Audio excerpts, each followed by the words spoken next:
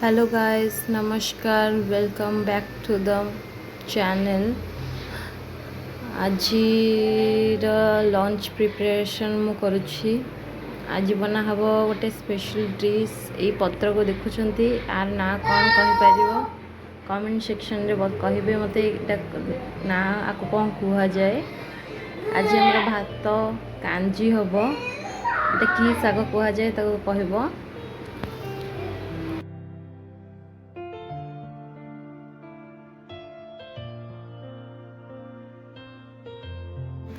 प्रथमे ये साग को भलसे क्लीन करदवा, भलसे धोइबा, से किसी पोक पोक थी बाहर जीव 2-3 दिन खंडे एमती सफा करवा।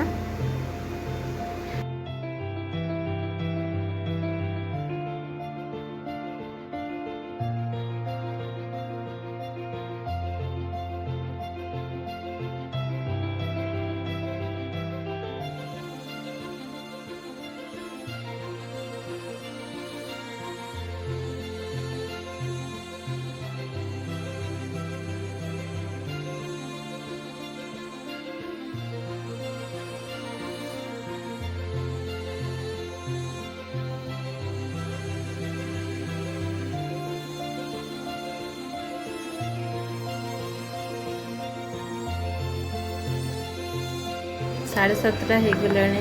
पुअर स्कूल टाइम हो, से 8टा स्कूल जीव।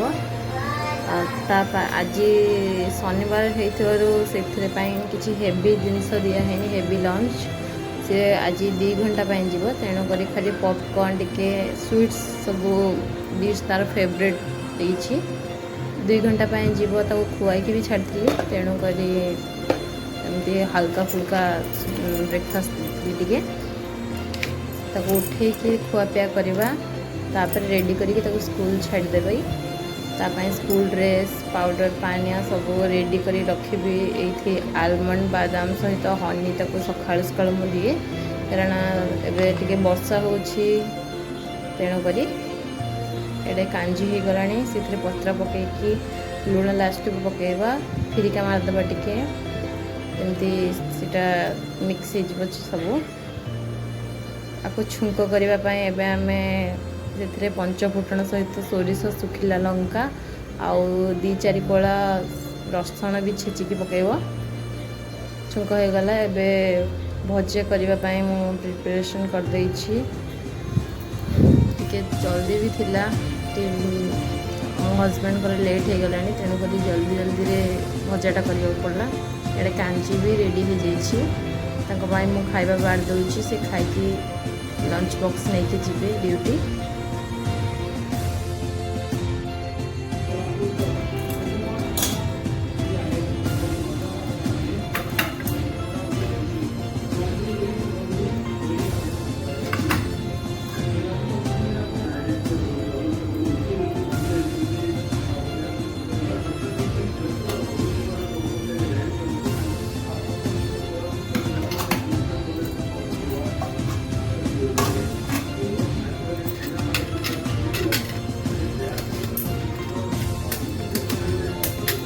लंच बॉक्स भी रेडी हो गलानी।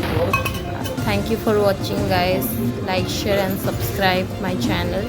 Thank you so much, bye, जय जगन्नाथ।